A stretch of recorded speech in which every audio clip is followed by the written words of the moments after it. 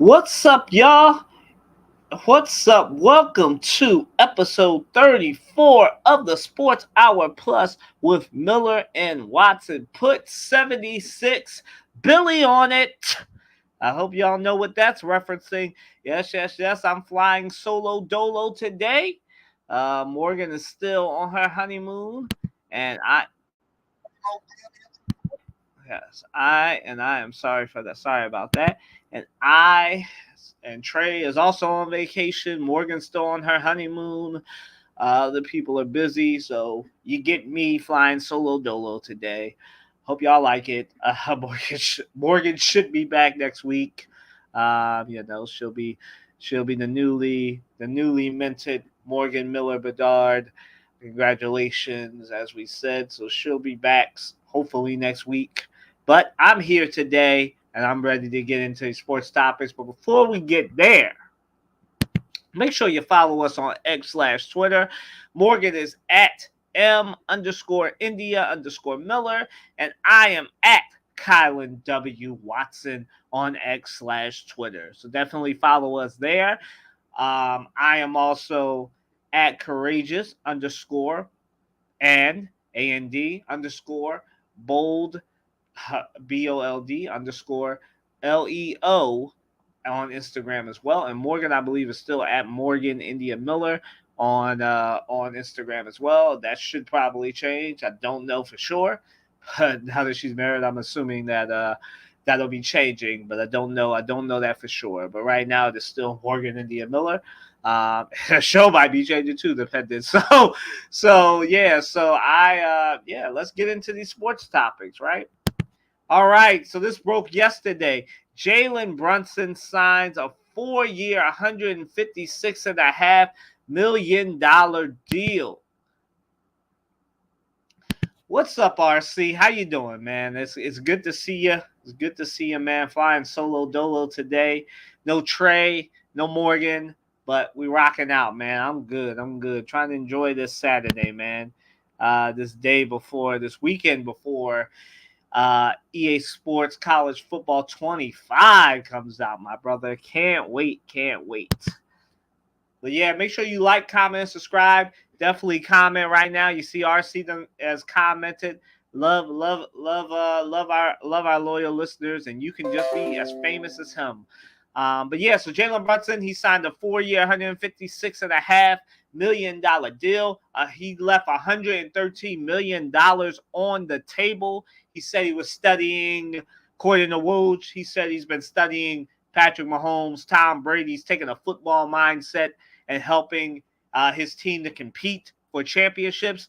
Now, I think Jalen's putting the horse before the bathwater here. That was the NFL where they limit your money, and the NBA doesn't really do that. And so I wouldn't expect any other player to follow in Jalen Brunson's lead. He really is committed to the Knicks and committed to winning, and I applaud him for that. And I'm sure that at the end of this contract, I think they said in 3 more years, he'll have 10 years, so he can opt out in the 4th year and get $415 million plus 4 years, $415 million. So he could be the first $400 million man in another 3 years. But I am of the mindset that, Jalen Brunson, great for him. I wouldn't have done it, but he likes the Knicks. He likes the brotherhood. The New York Knicks are really powering via the power of friendship here. Good for Jalen. Again, he was studying Patrick Mahomes and them, still getting his money. Oh yeah, RC, you can definitely jump on, man, if you want. Put your stuff in, and you can jump on right now. Jump on right now if you prepare, my man. I'm always open to collaborating. I'm always open to collaborating, bro. Yeah, so definitely. If you prepare right now, you're not busy, you can jump on today, man. Yeah, all his Villanova friends are there too. So yes, there's that. But yeah, the Knicks, this is really all they really can do right now. Obviously, they're up against it, almost at the second apron. And they would have been at the second apron had Jalen Brunson taken his full $269 million. He didn't do that. So props to him. Not something I would have done, but it shows that he's committed to New York. He wants to win a championship with the Knicks and his friends, as RC pointed out, Mikal Bridges, Dante DiVincenzo, and Josh Hart. Now, is that enough to win a championship along with Mikal Bridges? If you weren't here last week, definitely check out pause this, check out the previous episode so you can get my thoughts on this. But check out episode 33 so you can get my full thoughts on this. But this leads perfectly into the next question. Will this deal help the Knicks compete for a championship? No, because it helps them right now, but they still have to convince Mikal Bridges in a couple of months to not take his full deal. So they have a little bit more work to do. And they're at this point, the Knicks are trying to avoid the second apron. They're trying to compete. And I fully understand that. But I don't, like I said, I don't think a big four of Jalen Brunson, Mikal Bridges, Josh Hart, and oh wow, who am I forgetting? And Julius really gets you anywhere, right? I'm not of that mindset that all of that will get them anywhere, but you really don't know what's going to happen with the Knicks, and this is really important for them that they need to convince they're now big four to take discounts so they can continue to compete, right? So they definitely need that, because otherwise it's not gonna happen, right? Like they need to Julius Randle. And Julius Randle will compete or equal a championship. But stranger things have happened. Friends have the Villanova four have gotten together, and we'll see what happens. But I don't think right now. I think that they're a solidly third team right now in the East. I don't think they're better than the Celtics, even without Kristaps Porzingis. I don't think they're better than the Sixers right now. I have them as third right now, but I think deals like this can help them compete for championships, help them get more bench players. But I don't think they'll be able to get a superstar unless they're trading somebody. Maybe Julius will get traded. Maybe he'll get traded. But maybe Julius Randle will get traded. Maybe he'll give them a sweetheart deal. I doubt it. He has no dedication to the Villanova four. But if you're a Knicks fan, this is really exciting for you.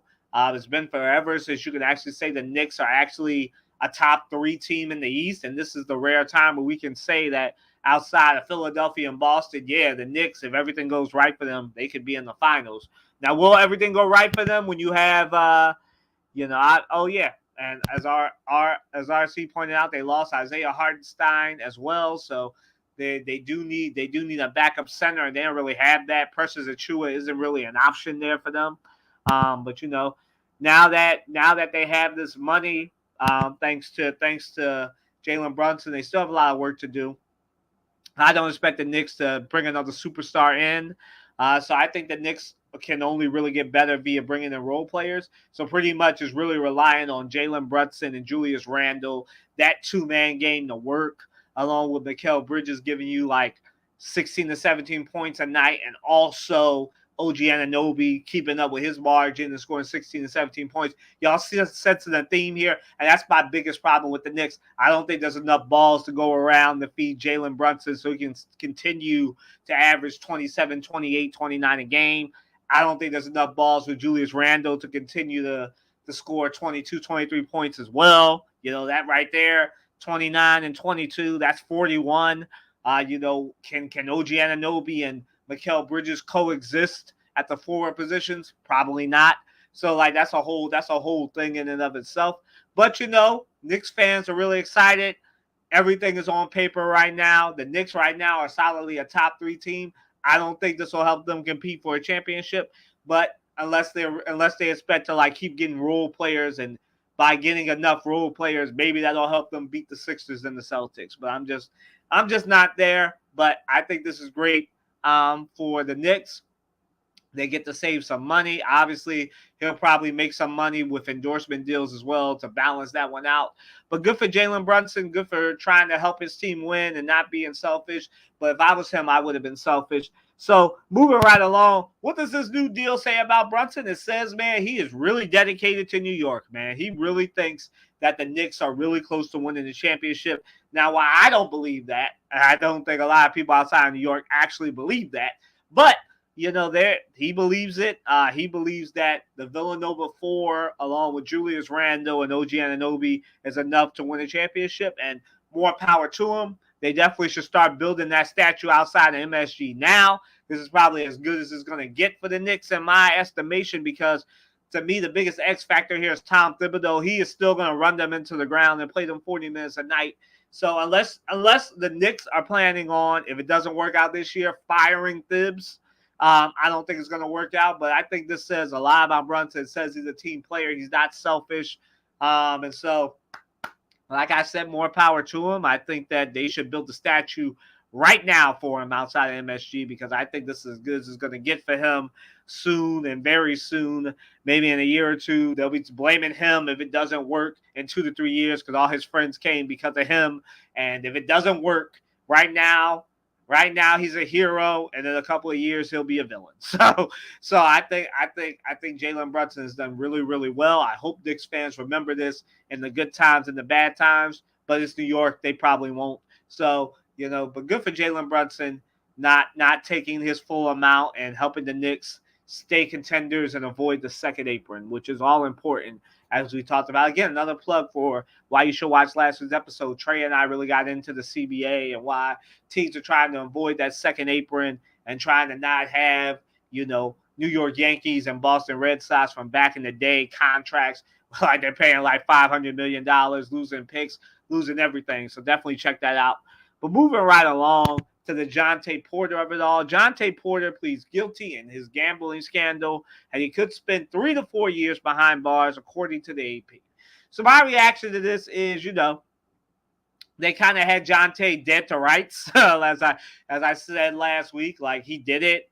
For those of you that don't know, I'm going to quickly explain what happened here. So Jontay Porter was a forward/center for the Raptors. He was doing really well there, scoring about 12, 13 points a night, right? And so what wound up happening is, during a few weeks and a few months during the season, he would either say he was sick and not play a game, or ask out, sit on the bench, fake being sick, and do just enough to make sure his prop bets hit. And then the Raptors would lose by the amount of points that Jontay Porter would score. So 12, 13 points. They would lose close games, but he would make sure that his prop bets cash, right? And so the NBA caught wind of this. He was immediately banned, and banned for life for betting on games that he played in, and making sure that his prop bets hit just enough. He was cashing in on his prop bets. And now, because of that, and because of where it was in Toronto, Canada, he was sued. The betting people lost money. And the house, like I said last week, the house always wins. In this case, the house didn't win because he was cheating the game, right? As I said last week, cheating the game, making it not clean, making people with conspiracy theories that games are fixed semi-right here. And so he's banned for life from the NBA. And now it looks like he might spend 3 to 4 years behind bars if he's sentenced to that. And my reaction to this is, I hope Jontay Porter gets the help that he needs. I don't understand why, as a basketball player, even as a role player, making like $2, $3, $4, $5 million a year, why you would do that. I don't understand. Like, if you really needed money, do some endorsements. For those of you that don't know, his brother is Michael Porter Jr., who plays for the Nuggets. Hit your brother up for some money. Like, I don't think you were really hurting that much, to me. But I know at some point you're just addicted. He was probably making what he makes from the NBA on his prop bets and stuff, and now that money's not there. I hope he saved his money. But my reaction to this is, unfortunately, man, play stupid games, win stupid prizes. I hope Jontay Porter gets the help that he needs, because of his fame. He'll probably spend time, and I would guess, not knowing Canadian jail or the Canadian justice system. RC is with me. He hopes he gets the support, the help he needs. And I definitely no problem, man. I try to keep y'all as informed as I can, right? So yeah, I really do hope that Jonte gets the help that he needs. He has a famous brother, Michael Porter Jr. Really sucks for that family. Those that don't know, another one of their brothers. So there's three of them, right? One of them died. Y'all probably heard about this. Michael Porter's brother that died during the DUI. He was driving drunk and crashed a car and died. I believe it was instantly. So he lost that brother. He might lose his other brother Jonte to jail for at least 3 to 4 years. And so it's just Michael Porter Jr. right now of the Porter clan still in the NBA. All of that going along. I know it must have been hard for him to focus, losing a brother during the season and then possibly having a brother about to go to jail. So crazy times for Michael Porter and his family. And then, like I said, I hope Jonte gets the help that he needs. I hope that he can get involved and do something else. I don't know if it's broadcasting. I don't know if he wants to be. Just get as far away from betting as you can, my brother. Get some help. We don't want to. I mean, he's a low-level, non-violent offender. And again, I don't know the Canadian justice system or how it will work. So I don't know if they'll actually put him in jail or not. I know that, like I said, according to the AP, it can be 3 to 4 years because this is a misdemeanor in Canada. So we'll see what happens. But like I said, I hope he gets the help that he needs. I hope that nothing bad happens to him. He's already lost one brother, and now Michael Porter seems like he's going to lose one of his brothers to death, and then another one to jail. Prayer. Just keep the Porter family in your prayers, man. For those of you who are religious, keep that family in your prayers. As it looks like they might lose two sons in 1 year. And I'm not saying that Jonte's going to die, but lost one to death, might lose one to jail. Very unfortunate. And then Michael Porter Jr. has to try to enjoy his summer, try to stay locked in and get ready to play for the Nuggets in 3 months. Really crazy for him, man. And so definitely pray for him. Hopefully Michael Porter can stay strong. Hopefully Jonte can stay strong. Hopefully he gets good at something else, and can avoid gambling and betting as a whole because it's really addictive, and as Jonte showed, right, like the money can really make you do a lot of bad things, man. Money is not all it's cracked up to be, as Jonte Porter is about to show. So moving right along, the NBA. I called when this would happen that the NBA would probably get around $70 billion in their new broadcasting deal. A lot of people laughed at me, especially the football fans are all like, no way! The basketball, the NBA is going to get more money than the NFL just did, $50 to $60 billion for their new broadcasting deal. Told y'all. So like the NBA put pen to paper. They signed a new broadcasting deal with ESPN, NBC, and Amazon to have games on ESPN, ABC, Amazon Prime, main NBC, and Peacock.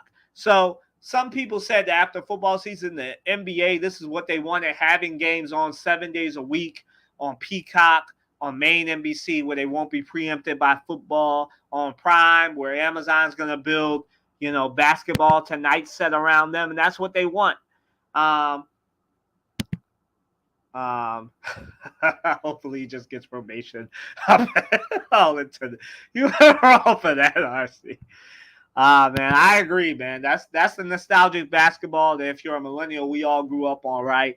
The NBA on NBC. They definitely never should have left. Dick Ebersol, for all intents and purposes, was an arrogant jerk for thinking that NBC would survive without the NBA.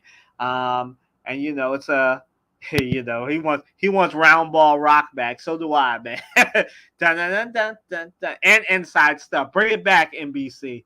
Bring it back. I know some of y'all watch this. Bring it back, NBC. I could be your Ahmad Rashad. Bring inside stuff back.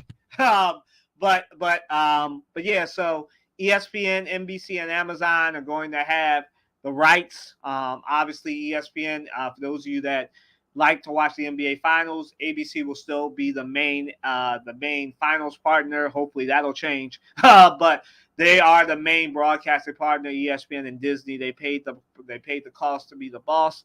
So look forward to that. You'll get to see games on Peacock, on Amazon Prime. Unfortunately, for those of you that don't have that, you'll have to pay for Peacock and pay for Prime. But the good thing is that Prime is a year. So it's not like a month like all the other streamers. So that's one good thing about it. I'm a Prime subscriber, so the one good thing. I can hang my hat on about Prime is it only renews every year. So like mine's renews in the fall. So like I never have to worry about it until the fall. So like it's not like every month like Peacock, like Disney Plus, like um, Paramount Plus and all that. So I would say that, obviously it's going this way anyway, that it looks like you're probably going to have to like have be a subscriber to basically all the subscriptions to get NBA, NFL, NHL, any baseball too, like any of the major sports, you're going to need to have streaming to be able to do it. And, yeah,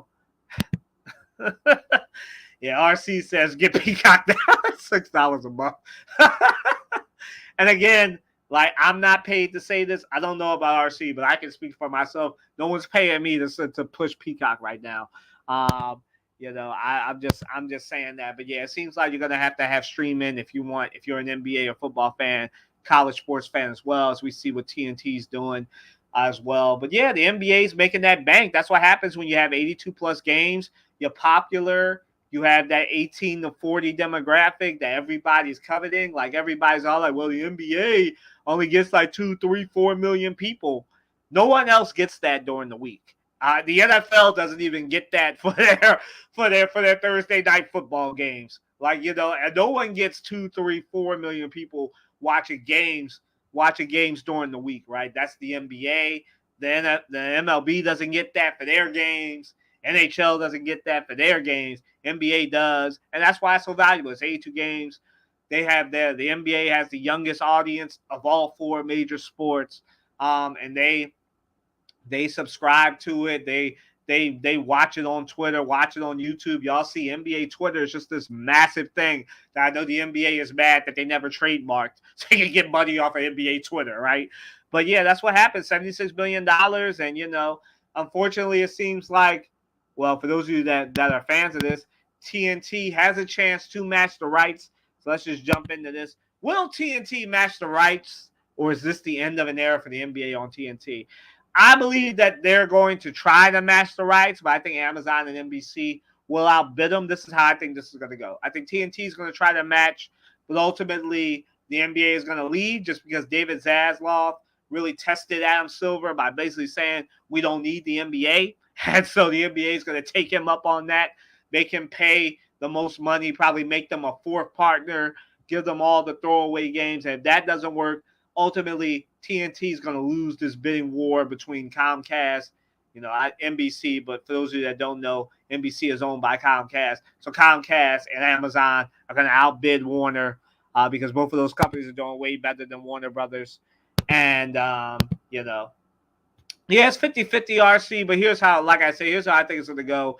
TNT is going to, Warner Brothers, seeing where this is going to go and seeing that the NBA is really their only valuable property right now, is going to try to match. NBA will refuse. They'll continue to let NBC and Amazon do the deal. And so what will probably happen is TNT will either be the 4th partner and get all the games that NBC and Amazon don't want, or they will lose the right of matching, try and sue. Ultimately, the NBA will win because no one beats the NBA in court. The NBA is undefeated. The NBA has the legal record that the NFL wish it has, or it had. So NBA will win, and TNT will get nothing. NBA on TNT will go bye-bye. And NBC and Amazon will, take all their talent minus Ernie Johnson, or the NBC and Amazon can do something that I would like to see and get some younger, fresher faces to do NBA, RC is saying what most people think. You wouldn't watch TNT. They don't have basketball, period. Bahaha, they have nothing else I want to see. I don't know if you're a big wrestling guy before. The people who watch this are big wrestling people. They AEW might get the main spot again if there's no NBA on TNT. I don't personally watch All Elite Wrestling, but I know that, there probably are some people that are like, oh, if the NBA leaves, the AEW can take it over. And obviously TNT still does have the NHL, so the NHL might get more primetime sports. I don't know how many of our fans that watch the show are big NHL people, so the NHL fans are probably rooting for the NBA to leave so they can get so they can get the main spot that TNT does. But yeah, NBA on TNT might be going bye-bye. We'll see. It's something to watch. But again, to me, I don't think WB, because they're in such bad financial straits, will be able to match NBC and Amazon. And ultimately, they'll lose the rights, or they'll be fourth and get all the throwaway games, and the NBA will basically force them to leave.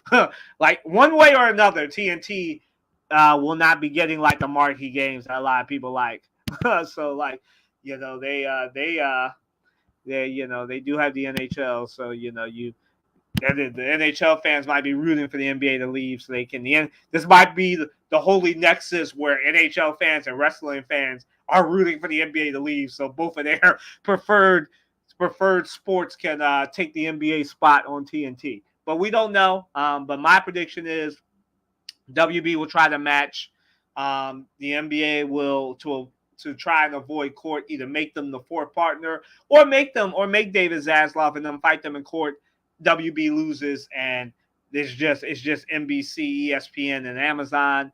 And the NBA, like I said before with these deals, right? The NBA wants to be treated like the NFL. They want things to be built around them, and Amazon and NBC can do that on their main channel and or on Peacock and Prime. And ESPN will really have to pay attention, because that doesn't mean that in 4 to 5 more years, they might be on the chopping block with this as well.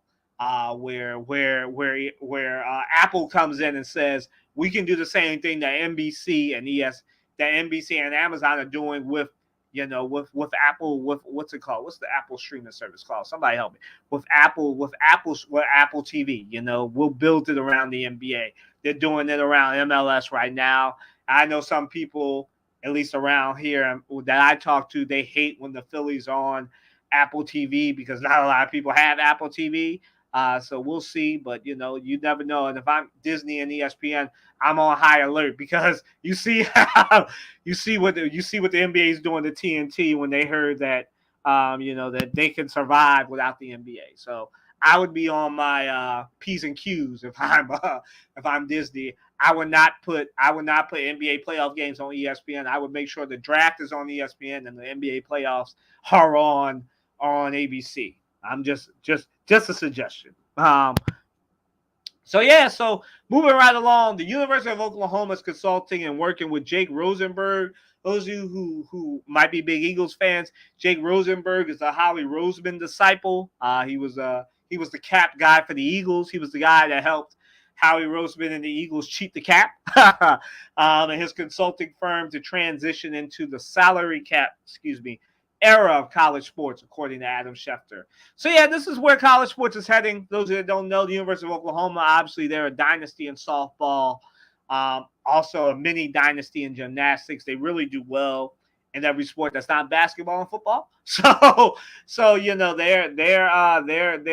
they're consulting with Jake Rosenberg and his firm and trying to figure out how to transition to the salary cap era, how to figure out how to make sure that basketball and football's profits, for lack of a better term, trickles down to all the other sports and stuff. And I think I've said this before on this show. I'll say it again. If you are an athletic director and you listen to this podcast, let me help you out, dog. In this era now that these college athletes can get paid, if you don't understand how to make sure that basketball and football profits are properly allocated, not just to basketball and football and not just to facilities, but to every other sport, you don't deserve your job. Let me help you out. You should be fired immediately if you are an athletics director and your first response to this is you're not doing what Oklahoma is doing, but your first response is like a lot of these athletic directors, oh, we'll have to cut soccer. We'll have to cut swimming. We'll have to cut diving. We'll have to cut gymnastics. We'll have to cut lacrosse. You are not doing your job. You shouldn't be an athletic director. You should be fired. Let me help you out. You should be fired, because there is no way, especially for some of y'all who have been athletic directors for a long behind time, now that this college sports is changing to the way it should be, where everybody makes money off their image. You should not be out here saying, oh, what are we going to do? We can't put money into facilities. We can't upgrade Penn State football stadium anymore. We got to figure out how to give money to all the other sports. You should have been doing that anyway. Like if you don't know how to allocate funds, you should be fired. These schools should be firing you if you can't figure out, you can't get enough smart minds together and figure out how to allocate the money from football and basketball to help out all the other sports and how to continue to build facilities, continue to fund different things. You shouldn't have your job. You should be doing what Oklahoma's doing. You should be figuring out how to make money off these ticket prices. You should be consulting with NBA owners, NFL owners, and they're an alum of your school and they're big in the sports world. You should be figuring that out, because if your first response to everybody getting paid is, man, we're gonna have to figure out how to make sure we're paying these athletes, funding our facilities. We might have to cut swimming. We might have to cut lacrosse. We might have to do this. We might have to cut all the non-revenue sports. You shouldn't have your job. Let me just help you out. You shouldn't have your job. You should not have your job. Because if I'm a college chancellor, college president, and I know that we've been putting all this money to new facilities, new dorms and all this other stuff, like anybody else, like all these other schools are trying to figure out how to build dorms, how to make sure all the stuff is meeting the demand. And you out here talking about, well, I don't know what we're going to do because we got to put the money back into these basketball and football players. What am I going to do? You should be fired. Like if you're a president or a chancellor of a school and you're hearing that, you should fire that athletics director immediately. Get somebody who can do that, or at least put a committee together who can do that. And so, yeah, is this the future of college sports? Yeah, this is where it's headed. You're going to see a lot more of these consulting deals with GMs and presidents of different football, basketball teams, because they're trying to figure out, this is the first time ever that they're probably going to have a salary cap for all these other sports. Yeah, this is the future of college sports. This is not the college football, the BCS system. This is not any of that. This is the system that it should have been, where these athletes get the money that they deserve, instead of these colleges continuing to exploit these athletes and making money off jersey sales, making money to build facilities and not giving these athletes what they deserve, paying them under the table to get them to come there. Like, this is what should happen. And again, if you're an athletics director or somebody in an athletics department in college sports in America right now, if you can't figure out how to make sure that everybody eats, you should be fired. That's the analysis for me. If you can't figure that out, you should be fired. There should be a lot of athletic director jobs open if you can't figure that out at your first inclination. This lets me know that athletics directors are too safe. Directors of athletics are too safe because they can put stuff out like that to the press without fear that they're going to lose their jobs for saying something like that. So that's just what I think. I think this is the future of college sports. I think you'll see a lot of college athletics programs consulting with these different people who used to work in NFL or NBA front offices, specifically in basketball and football, because those are the two sports with salary cap. You really don't have to worry about hockey and baseball. So we'll see. And like I said, a lot of these highest paid athletes at a lot of these schools end up being gymnasts anyway. So, it might change gymnastics too. So we'll see. But yeah, so the other question for a lot of people is what's going to happen to the non-revenue sports? Like I said, if an athletics director is doing their job right, they will find a way to make sure that everybody eats. All the sports, whether they make money or not, get to stay. Everybody gets their scholarships or whatever it winds up being, stipends or whatever. Every team eats. The success. Again, I hate trickle down economics. Don't believe in it. But in this case, everything trickles down from basketball and football on down. Everybody eats. Everybody continues to win chips or compete for chips. That's how it should be in an ideal world. But we know what's more than likely going to happen.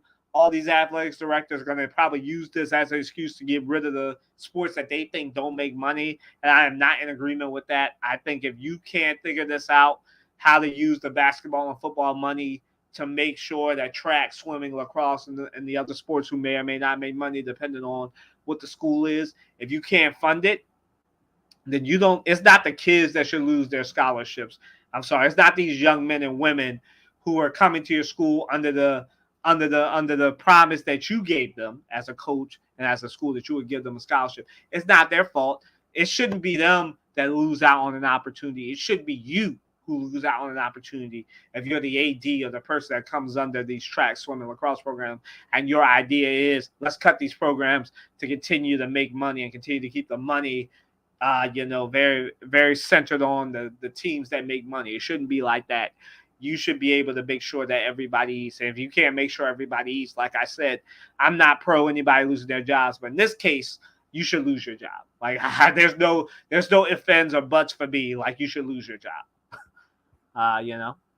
So moving right along, and I think that there'll be a lot of, unfortunately, just to answer a question, I think there'll be a lot of non-revenue sports that wind up getting cut. It shouldn't be like this, but I think that some of these athletics departments, between letting that go and keeping that money centralized, they'll let these programs go before they take care of getting rid of their jobs. So just so you know, but I think that everybody should eat. Swimming, track, lacrosse, everybody should be eating off of the profits that basketball, football, and all the other revenue generating sports make, because it obviously is depending on the college. So those of you 2K fans, Jason Tatum, Asia Wilson, and a throwback for a lot of people, Vince Carter, are the 2K25 cover athletes. And my reaction to this is, man, couldn't have happened to three better people. Shout out Vince Carter. He's going into the Hall of Fame, and now he's a 2K cover athlete. I mean, Vince Sanity, the man who single-handedly brought the dunk contest back. For those of you who are younger than like 30, you don't know who Vince Carter is, just YouTube the dunk contest, bro. YouTube what he did. An RC or somebody can correct me if I'm wrong. I think it was the 2006 or maybe it was the 2008 Olympics where he put the ball between his legs and put somebody, I think on the Greek team, on a poster. Like, just look up what that man did in Athens, and that's all you need to know about Vince Carter. Vince Carter was a highlight reel player, man. One of those players who deserved to win a ring and never did, but Vince Carter deserves to be on the cover. And I mean, what more can you say to Asia Wilson? Shout out to her. I mean, one of the best players, a scoring leader right now. Basically on her way to another MVP. The Aces may or may not be on their way to a three-peat. Like, it's just unbelievable what Asia Wilson is doing. Obviously, Jason Tatum capping off another good year, winning the championship. Having the singer Ellie Mae as his girlfriend, or Ella Mae as his girlfriend, and being on the 2K25 cover. So I mean, what more can you say? Don't know really. We don't know too much about 2K25 besides these cover athletes, and other than the fact that you get to run a dynasty about the game. But these are really, really great choices by 2K. Good, congratulations to the one of a few times that I'll be on record congratulating a Celtic. Like Jason Tatum, congrats. Asia Wilson, congrats. Vince Carter, congrats. Couldn't have happened to three better players and better representations of basketball. So moving right along. Team USA beat Team Canada. For those of you that didn't watch this, the exhibition game, I believe on Wednesday night. It was a great. It wasn't really a great showing. Obviously, they were rusty. The first time that a lot of these players played with each other on the Team USA side, and on Team Canada side, you got to see like what happens when players that play and grow up together in a system play together. Excuse me. And we got to see that, right? And obviously, Anthony Edwards brought Team USA back. Then they settled down. Joel Embiid wound up fouling out. Very unfortunate there. He's adjusting the FIBA rules, and he's a notorious slow starter. So by the second or third exhibition game, I fully expect him to be back. But Team USA wound up winning. Steph Curry caught fire. Anthony Edwards caught fire. Anthony Davis caught fire. And, Team USA beat up on Team Canada for their first exhibition game. Got a lot to work out there, but I think the Team USA will be fine. They should win their fifth straight gold medal. I think Team France and Team Canada will be their biggest competition. Spain is always a threat too. And you always got to watch out for the Greek team with Giannis, Serbian team with Jokic. So we'll see what happens. And, I fully expect Team USA to win gold in men's and women's basketball. But we'll see. Who would my ideal starting five be when the Olympics starts in 2 weeks? So to me, it's obviously Joel Embiid, the center. I think you Kevin Durant is injured, so that's why y'all not seeing him. He has a calf strain. So I think you have LeBron as your PF. If I was doing it, I would have, if KD can't go, I would have Jason Tatum in at small forward. I would have Anthony Edwards in at SG, and put Drew Holiday on the bench. And I know Drew Holiday's there for defense and to be able to shut down whatever guard is there, and then Steph Curry as your PG. Because I think Anthony Edwards deserves to start. I mean, he really saved Team USA from an early exhibition loss to Team Canada, coming in and really being that six man, and you kind of see what Steve Kerr is doing there, having him be the sixth man. But I think Kevin Durant not being there really threw it off. So I think ideally what should happen, that would be my starting five. But I think what Steve Kerr is going to wind up doing is Joel Embiid at center, uh, Kevin Durant and or LeBron James at PF. Whichever one is not PF will end up probably LeBron or probably KD ends up being small forward. Shooting guard, if I was them, it'd be Anthony Edwards, and then PG would be Steph Curry, and then you have and then your bench starting five: Jason Tatum, obviously how Tyrese Halliburton, Drew Holiday, and Derek White, and that's your starting five with AD and Jason Tatum, and I think that's enough. That's enough off the bench right there, those five players. But my starting five, like I said, ideally would be um, like it is right now. Basically, I wouldn't change the front court besides putting Kevin Durant in at SF or PF, and then I'd put Drew Holiday on the bench and put Steph Curry at PG and Anthony Edwards at SG. But let me know what y'all think. Is that a starting five that you think will win a gold medal? I certainly do, and I think if Kevin Durant is ready to go, then he should be the sixth man, and then allow Jason Tatum to be inserted into the starting five. I think you can't go wrong with a front court of Joel Embiid, LeBron James, Kevin Durant, or Jason Tatum, and then your backcourt is Anthony Edwards and Steph Curry. I think that's enough, and that should win them enough games. But that would be my starting five in 2 weeks, with a lot of that depending on if Kevin Durant is ready to go or not. So Angel Reese last week, it didn't happen. This game just recently ended. Angel Reese's double streak has ended. It continued for the past few days. It got up to 15 straight, and unfortunately, it ended today when they fell to the Liberty. Um, so some of y'all might think, "Oh, this was pre-planned." I mean, I kind of thought that they would lose to the Liberty today, but you never really know. But yeah, but the sky fell, and my reacts here is Angel Reese is a player. She's a killer. I have said before that I think she needs to get more consistent from mid range. She is developing a jump shot, and you can clearly see that. And I think that once she does that, once she gets a more consistent jump shot, along with her paint presence and her ability to finish and grab rebounds and ability to play defense, she'll be a player. I think this rookie of the year race between her and Caitlin Clark is really heating up. Obviously, Cameron Brink would have a lot to say about this too if she didn't injure her ACL and MCL. So speedy recovery there to Cameron Brink. But I think Angel Reese is a player. I think the Sky, there's a reason why they had two top five picks this year, and they'll have another top five pick. Hopefully, they'll bring in a guard or some backcourt help for them. But I think you can't go wrong with Angel Reese and Camila Cardoso. Angel Reese, Camila Cardoso, and Kennedy Carter. I think that should be who they build around. I think that the Chicago Sky, they probably won't end up making the playoffs this year. I think that they'll have another top five, top 10 pick, and they should go point guard. Who knows? Maybe I know Morgan is somewhere about the cringe, but maybe somehow, Paige Beckers winds up going to Chicago, and then you have Paige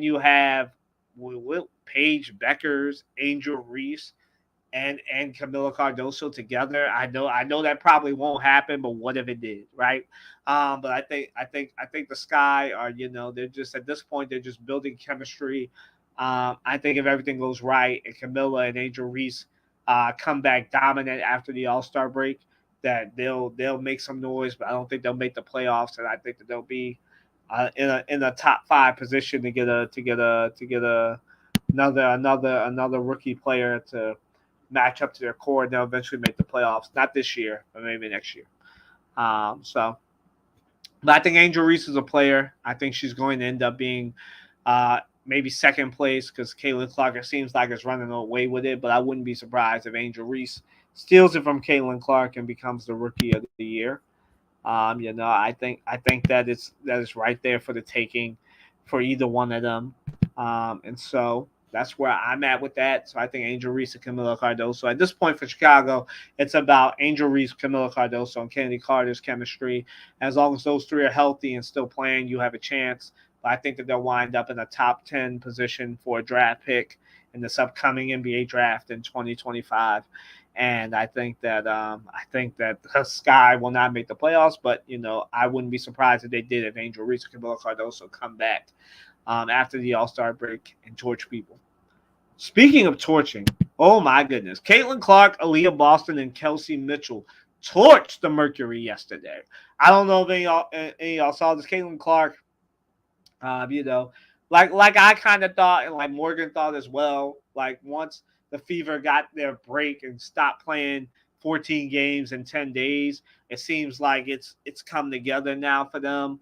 Like Caitlin Clark is able to do that run and gun style of basketball, push it up to Aaliyah Boston, Kelsey Mitchell, or whoever gets to the paint first.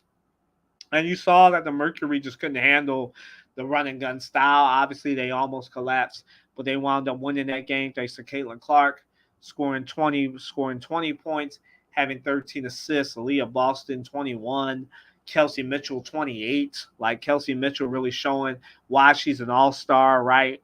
I mean, what can you do with this big three, man? This I don't know if the Mercury will make the playoffs. But I think that now that they've adjusted to playing with each other, I think if Caitlin Clark can continue to lock in, if Aaliyah Boston can continue to, if that 2-man game between Aaliyah Boston and Caitlin Clark continues to develop and continues to be deadly, then yeah, I can see the Mercury making the playoffs, and being a first round exit. But I think that, with Caitlin Clark, with this big three, anything's possible. I can see them making it to the second round, but I don't think they'll make it past the first round, whoever their first round matchup is, if they make the playoffs. But I mean, this is a big development for them, having a big three and a big four. Let me not disrespect Nalissa Smith, who had 14 points herself. So they really have a big four there: Nalissa Smith, Kelsey Mitchell, Aaliyah Boston, and Caitlin Clark. And with that big four, anything's possible, man. So shouts out to them. They torched the Mercury. Obviously, Diana Taurasi didn't play yesterday, but they torched the Mercury, and like that's no small feat. Like Kalia Copper, shout out North Philly, still played yesterday. Brittany Griner played for a little bit, and I think she left with an injury. So it was a really big win for the Fever, and they're slowly but surely coming on. Again, I don't know if they do make the playoffs, there'll be a problem, but I think that they'll wind up getting eliminated in the first round if they do make the playoffs. So, but it's looking good for the Fever, and this is a great development. Caitlin Clark, Aaliyah Boston, Kelsey Mitchell, and Nalissa Smith, it seems like, have saved their coach's job.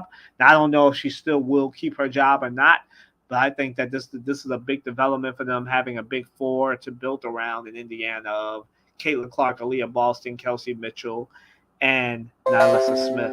And you can't really beat that. Like, at least they have something in Indiana, right? So my top 4 teams, WNBA teams right now. So again, my top 2 isn't changing, even though the Liberty did just beat the Connecticut Sun. I have the New York Liberty. I mean, like I continue to say, Jonquel Jones, Sabrina Ionescu scored 24 tonight. Jonquel Jones, Brianna Stewart didn't play against the Chicago Sky today, but again, that's a big three. They're learning how to play with each other now with a year under their belt. Like, I mean, the Liberty seem like, other than the Aces and maybe the Connecticut Sun, like they seem to be unbeatable on that side. So I think the Liberty are my number one team this week. Connecticut Sun are my number two. The Aces, even though they're like up and down, I still can't bet against Aja Wilson, Kelsey Plum, Jackie Young, and now Chelsea Gray's back. Still can't bet against them. They're still my number three. And I continue to say, like, it's tied for me always between the Minnesota Lynx and the Seattle Storm. I think that the Lynx and the Storm are coming. And I think if you're not careful, you can get knocked off by either one of those teams. So that's my top four again. Liberty, Suns, Aces, and Storm and Lynx. And again, my honorable mention to the Fever, because the Fever did just beat the Mercury. And like I just said, right, with a big four of Caitlin Clark, Aaliyah Boston, Kelsey Mitchell, and Nylissa Smith, it's right there for the Fever. Now, if they make the playoffs, they'll be a dangerous team, but I don't expect them to get past the first round. So yeah, that's my top four. So again, my top five really, but top four: Liberty, Connecticut Sun, um, Las Vegas Aces, Seattle, and tie between Seattle Storm and Minnesota Lynx. All right, so getting to the Sixers portion of this, y'all didn't think I could be solo dolo and not talk about the Sixers, right? The Philadelphia 76ers retained Kyle Lowry and signed Caleb Martin last weekend. It broke literally right the day after we aired episode 33 last week. So yeah, Caleb Martin is back 2 years. Is coming to the Sixers. I believe it's a 4-year deal. Kyle Lowry is coming back on a minimum contract. I think this is big. Retaining Kyle Lowry is big because you need that backup point guard behind Tyrese Maxey. And I believe that's a really depth. The Sixers have a really deep bench at point guard now with Maxey, Lowry, and Jared McCain. And Jared McCain is looking beastly. I know he kind of started slow when Summer League started in Utah this past week, but he's looking good now. The Gibbs got by him, and now he's looking really good. He's hitting threes. Like the Sixers, two picks, and then the undrafted pick Justin Edwards is looking really, really good. But Jared McCain's going to learn a lot being under Kyle Lowry, Tyrese Maxey, Joel Embiid, and Paul George. So I think that's a big signing. And Caleb Martin, I mean, what more can you say about this man? He averages, they literally drafted. Sorry, they literally signed him to be a sharpshooter, a guy who can grab you a rebound, and a Celtics killer. Like he averages his career against the Celtics is 14 points. He shoots about 48% from the 3-point line against the Celtics. And it is a crazy stat. And my mouth was on the floor just looking at that stat line that he puts up against the Celtics. But let's not count our eggs before they're hatched. So that is a big, like that starting five of Caleb Martin more than likely at the power forward, Joel Embiid, Paul George, Kelly Oubre Jr., and Tyrese Maxey as a starting five. And again, Paul George, Joel Embiid, and Tyrese Maxey, even if their averages dip this upcoming season than last season, that's still going to be about 70 to 80 points a night from those three. So really all you need is just two other options who can consistently hit shots, which I think Kelly Oubre and Caleb Martin can. And I think that the Sixers are going to be a deadly team. And I just think that, I said this last week, but props to Daryl Morey for being able to assemble a team like this. Like he finally got some money and he got on his Howie Roseman. He cheated the cap.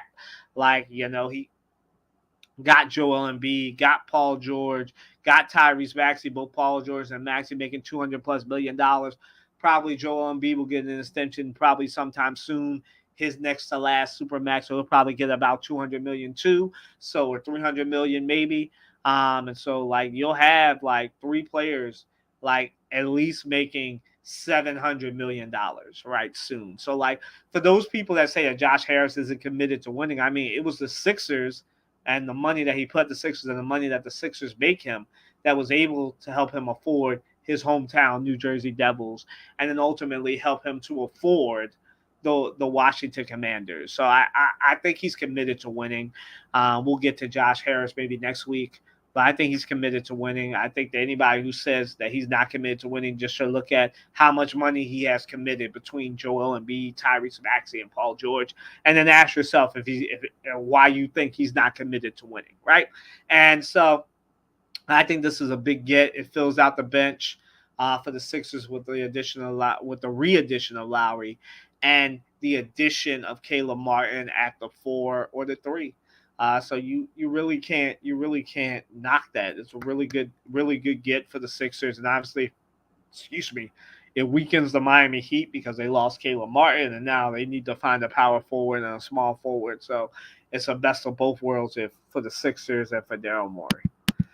So moving right along, this is going to be a segment going or staying, right? So is Brandon Ingram going to stay in New Orleans, or will he be traded in February or earlier? So for those that don't know, you might not know this, but the reason why Brandon Ingram has not been traded yet is because the Pelicans want to get him to sign a deal. Again, this is where that second apron comes in again. And you should definitely pause this and go to episode 33 and skip. It happens early in the show, but skip to where, Trey and I talk about this.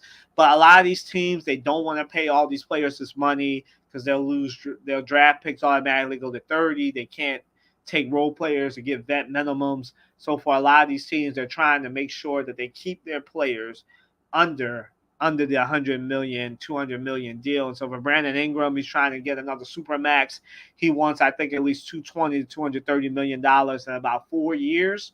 And the Pelicans are willing to give him that. They're willing to give him about $180 to $190 million. I know a lot of you's mouths on the floor right now as I say $180 to $190 million. But Brandon Ingram wants $220 million. Yeah, get your kids to play basketball, folks. Because Brandon Ingram, he's more of a star player than a superstar player. But I mean, I think he deserves his money, and I think he will end up being traded just because I think that they won't be able to afford him. I mean, if they get rid of C.J. McCollum, then maybe they'll be able to afford him. But they gotta re-sign Zion Williamson, re-sign Trey Murphy. Like, it's a lot going on there.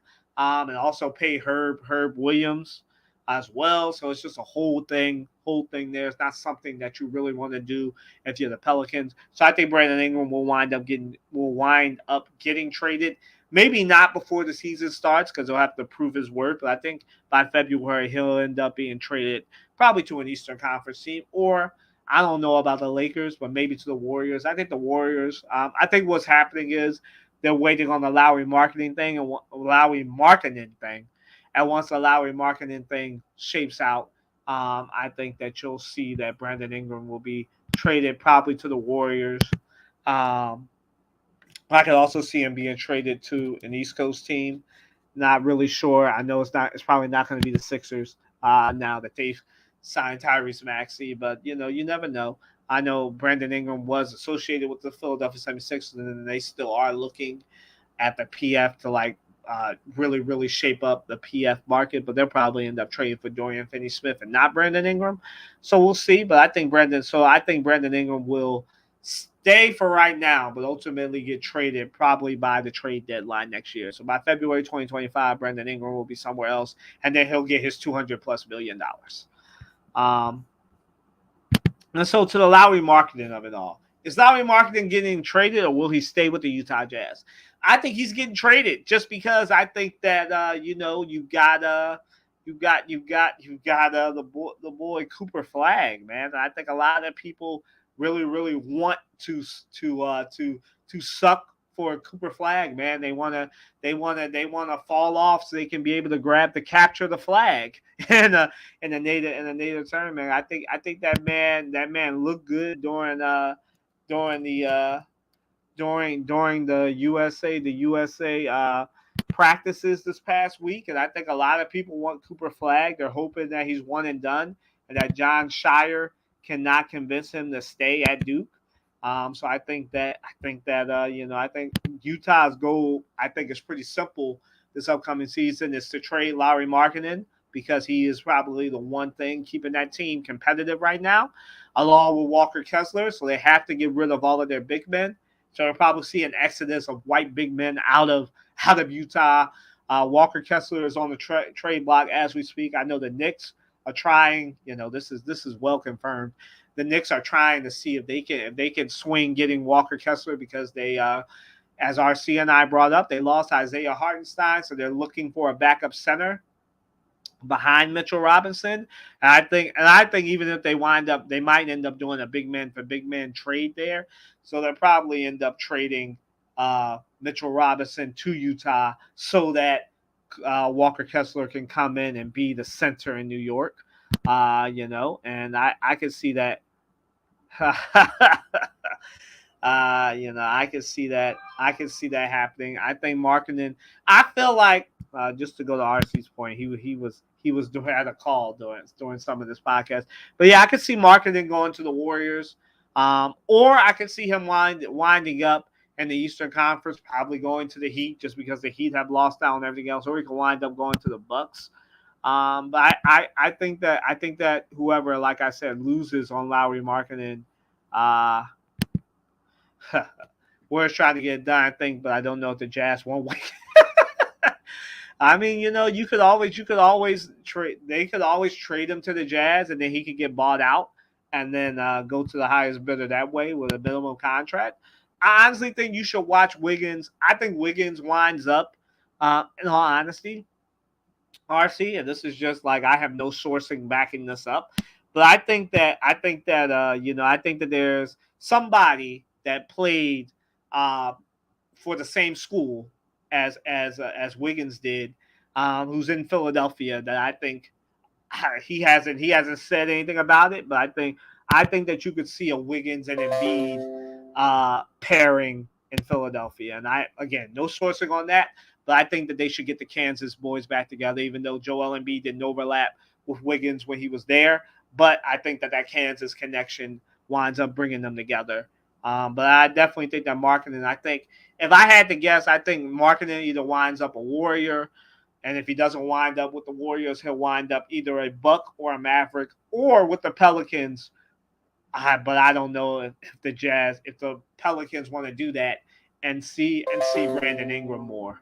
So I don't know if that'll happen. But I definitely think that whoever loses on the marketing trade will shift their focus to Brandon Ingram, and then Brandon Ingram will either wind up with the Warriors, Bucks, or whoever loses out on marketing. And again, Danny Ainge, yeah, well, we're getting the summer league.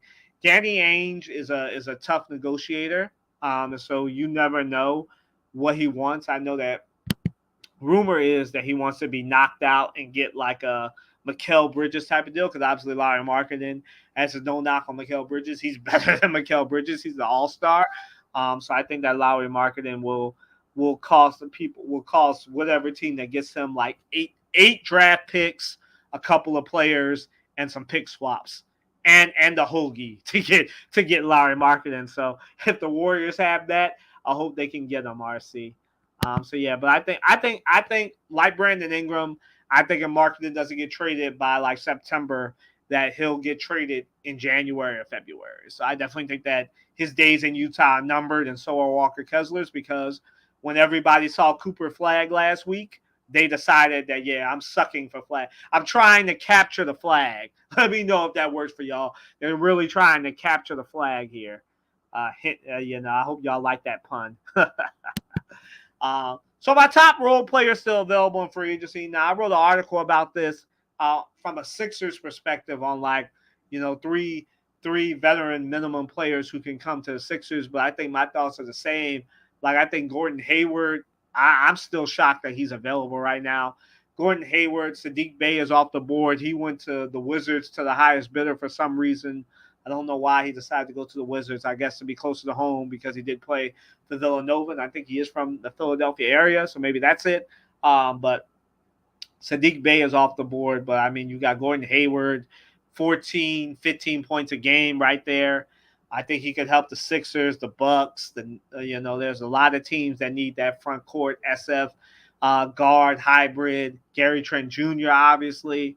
I think is another one. I think Tyus Jones. I'm really shocked that he's still unavailable, and I think that's just because a lot of teams don't have starting point guard roles available for him. But I think that you will see that. I mean, I think the Bucks can offer him that. I think Gordon Hayward, Gary Trent Jr., Tyus Jones. I feel like those are my top three right now. Role players still available in free agency, and I think that you'll see now that it's slowing down, and obviously for some of them as trade bait, you'll see some of these players get signed and then wind up being trade bait in February. But I think that that's my top three: Hayward, Trent Jr., and Jones, because I don't understand why Tyus Jones is still available. I think that somebody should fix that.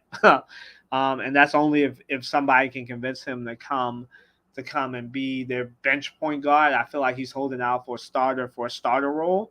And so we'll see if anybody can really offer him that. Excuse me. Summer League. RC, one of my thoughts on my Summer League observation so far is Bronny James needs to get a more consistent jump shot. I think that, in Summer League, 8 points, 5 to 8 points cuts it in Summer League, but especially because there's no two-way contract for him, he's going to get really, really scrutinized. So I think he needs to develop a jump shot, become a better finisher, and start scoring at least 10 to 12 points once the season starts.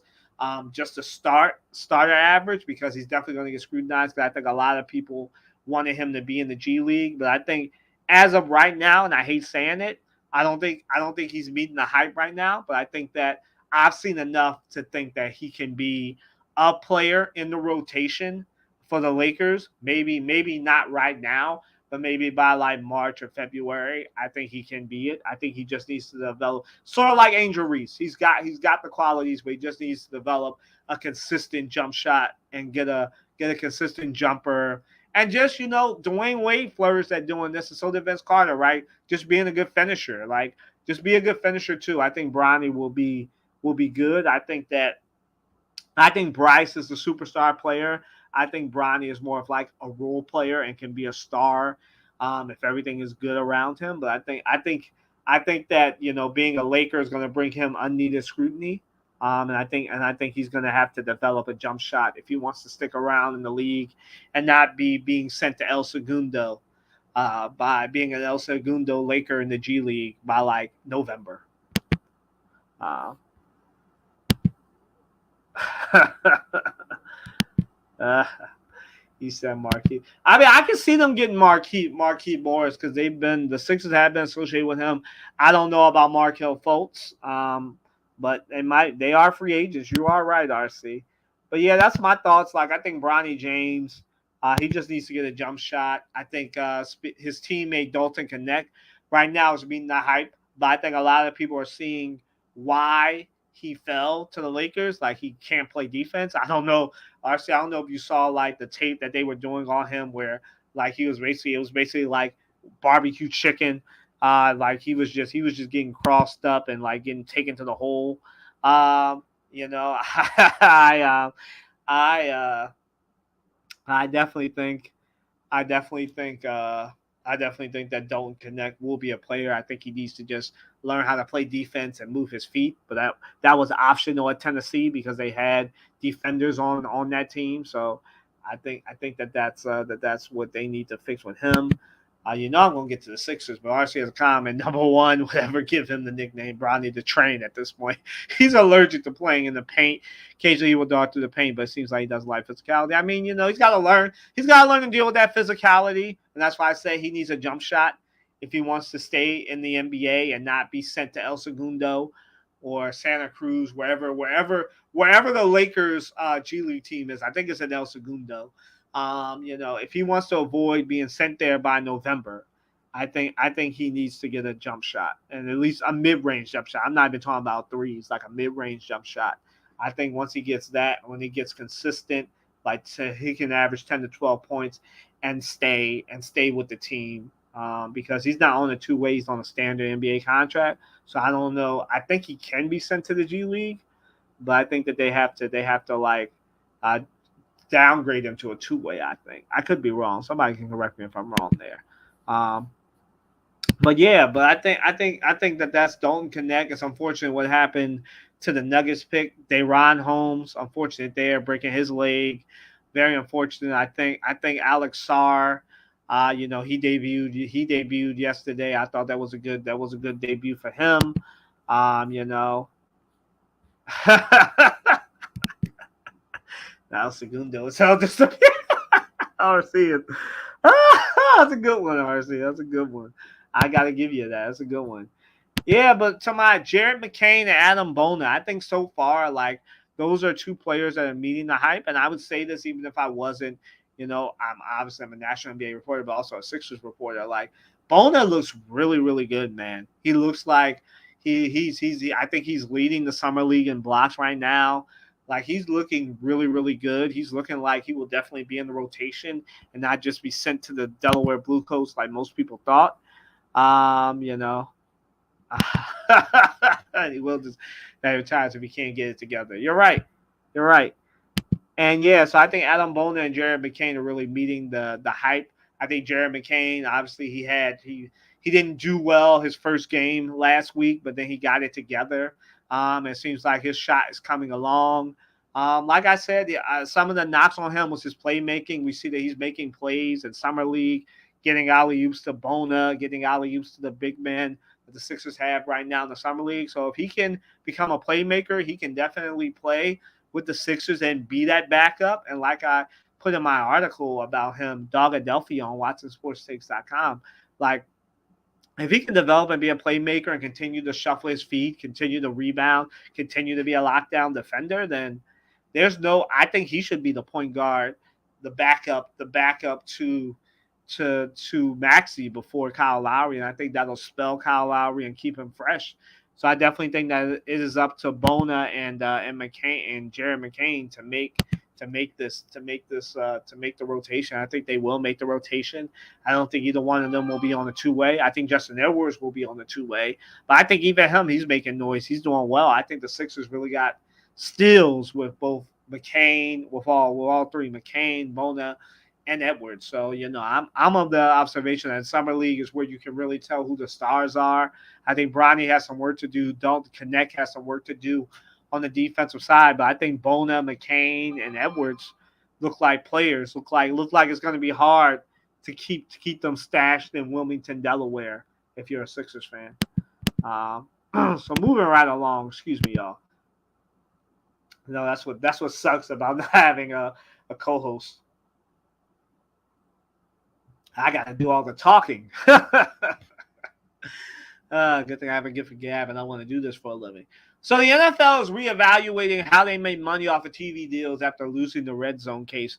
This is another case of, actions have consequences, right? Like the NFL had that dirty laundry really shown along with DirecTV and how they make their money off a red zone and how now they owe consumers money. Again, if you are a DirecTV customer, you probably got an email about this, but I would check and see if you're one of those people who was harmed by this red zone lawsuit and red zone case and see if you can get money from it. I think that this is why DirecTV lost red zone and it went to YouTube TV.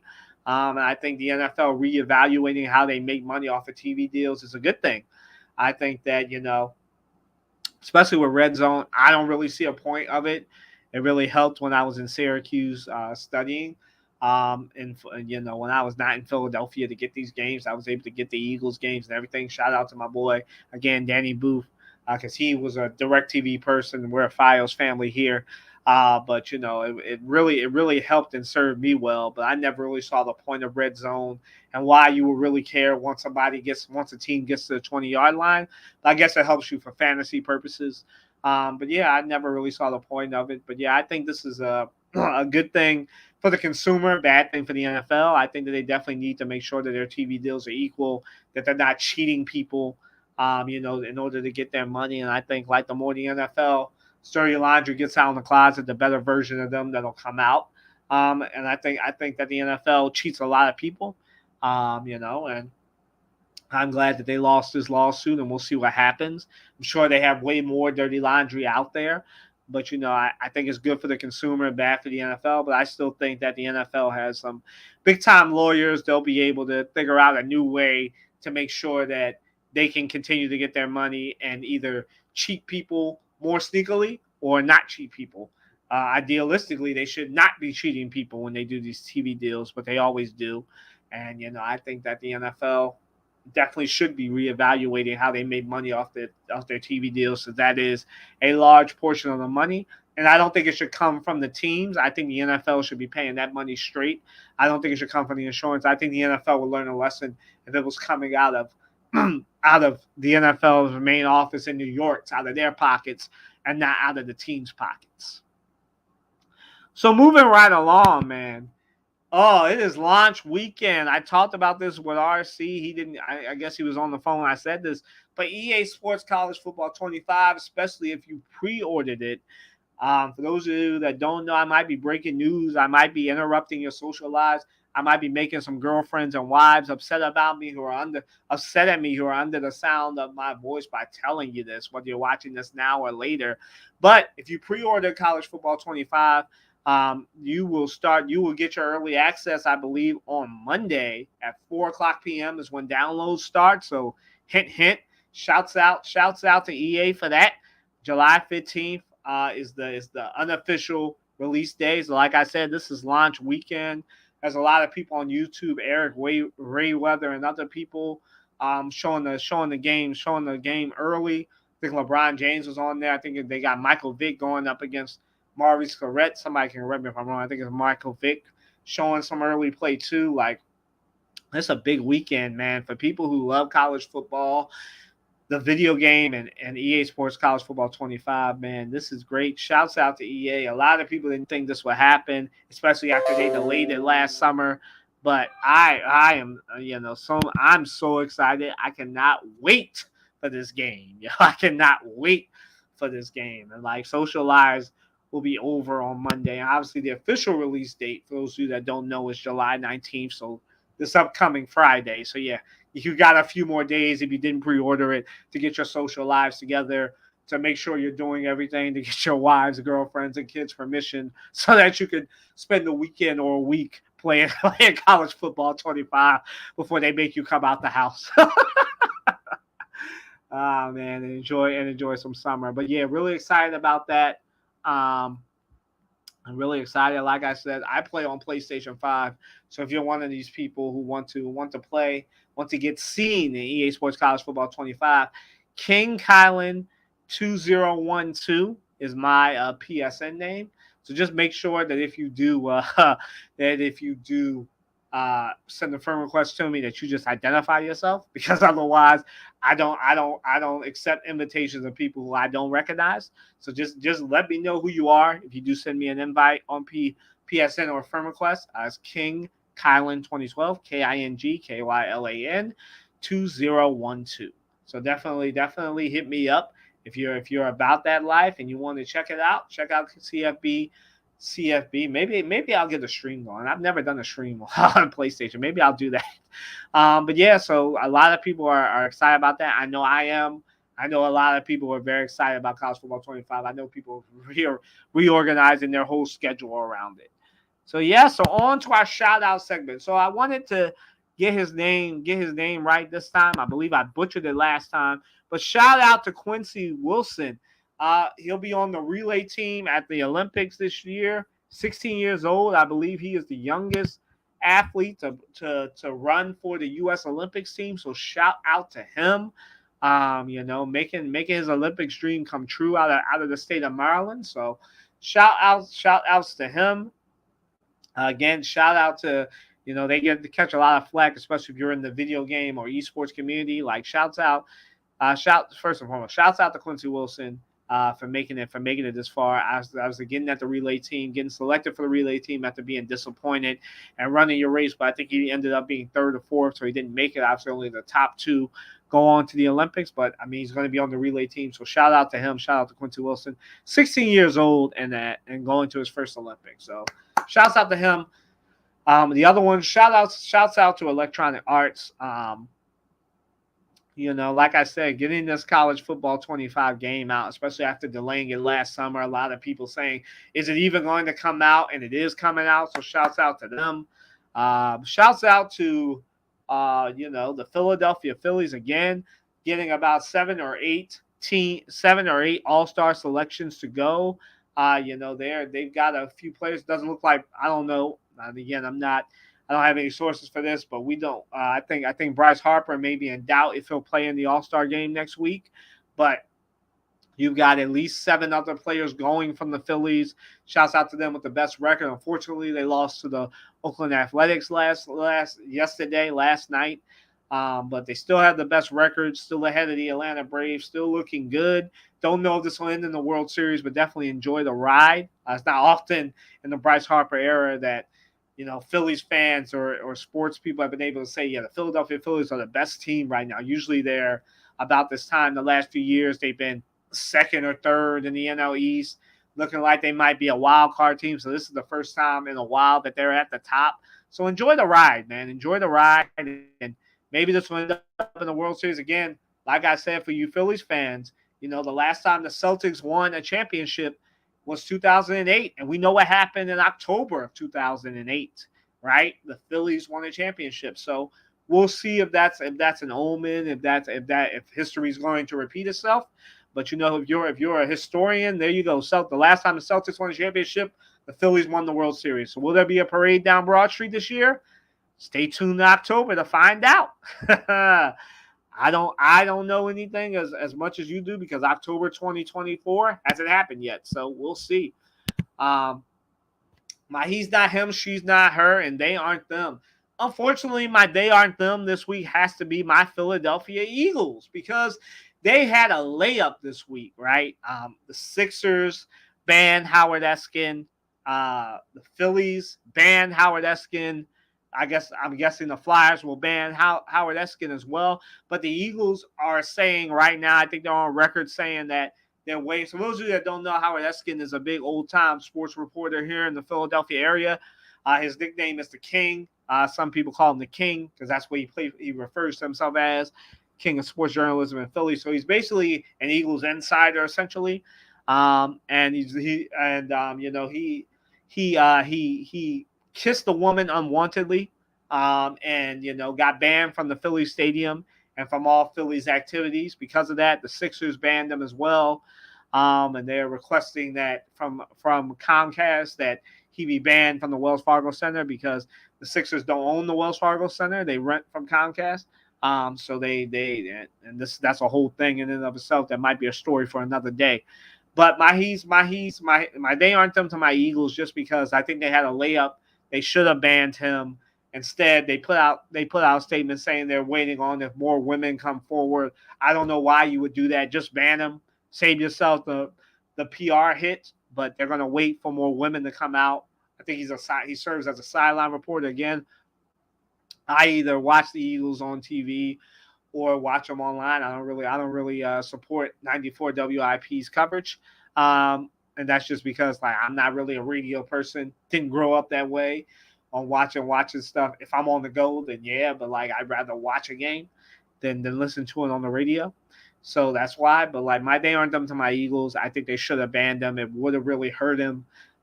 Because that's really how he makes his money, is off of Eagles reporting. But they didn't want to do that. I have my hopes that the Eagles, Jeffrey Lurie and them, will do the right thing and ban him. But they're waiting on more women to come out. I don't know why. The Phillies don't ban people lightly. Neither do the Sixers. I don't know why they're waiting, but they're waiting. And, I think they want it to be confirmed, but I don't know why they would do that. Putting him amongst. I've covered a training camp for the Eagles. They have a lot of women workers around there. I don't know why they would want to put their employees who are women around him, especially because we know that he has, and the Phillies were able to confirm it, unwanted, gave a woman an unwanted kiss. I don't really know why they will put their female employees in that position. But we will see what happens. But I think he will wind up getting banned. But my they aren't them is unfortunately my Philadelphia Eagles.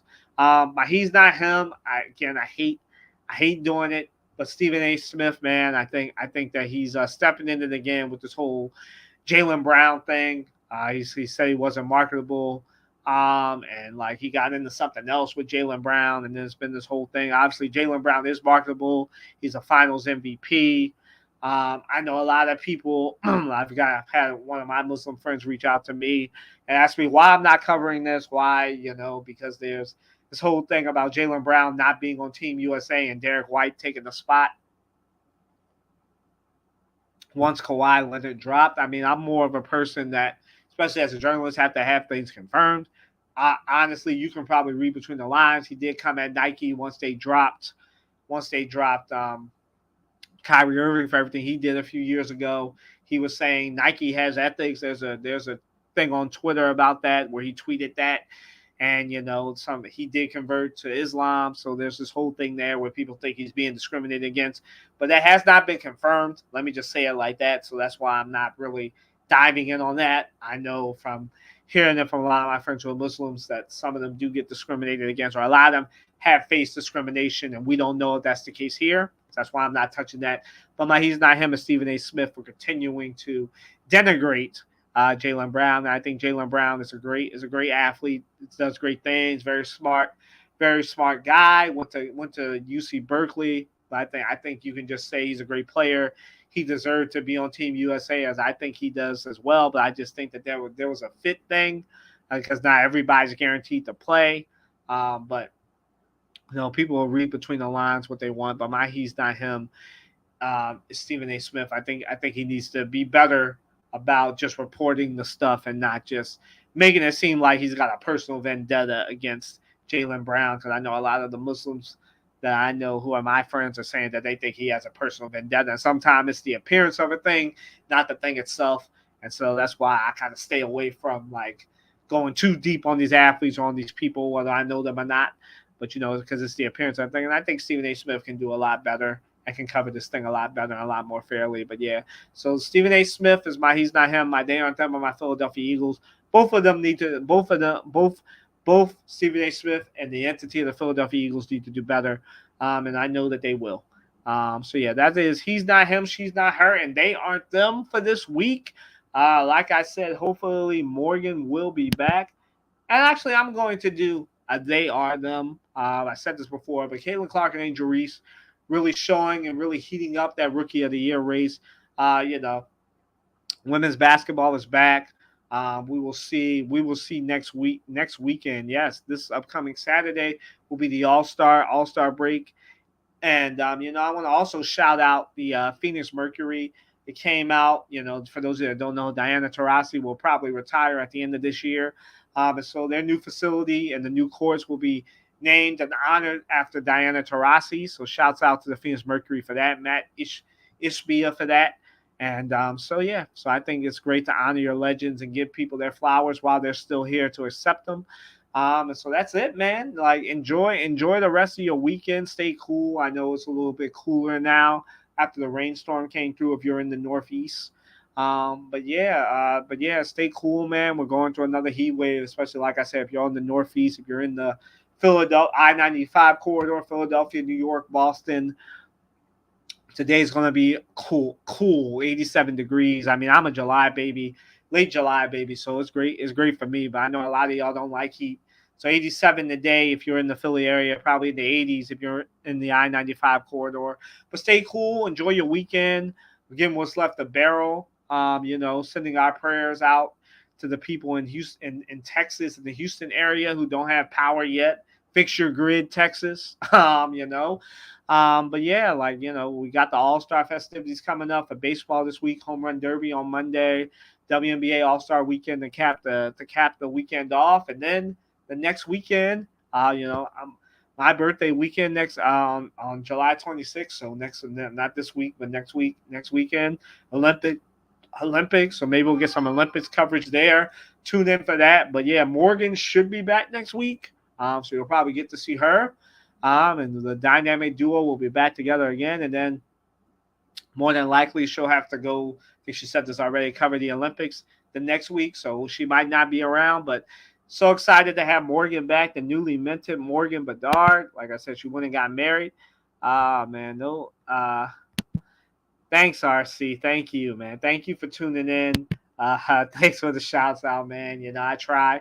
Y'all see a little bit of my voice coming back now. But yeah, so I hope you enjoyed the show. Have a great rest of your week and weekend, and we will see you. And I will see you next week. Yeah, thank you, RC, thank you everybody who came through and decided to spend some of your Saturday afternoon with me or Saturday morning, depending on where you are. And I will see you guys next time. Next time. So, see you later. Deuces.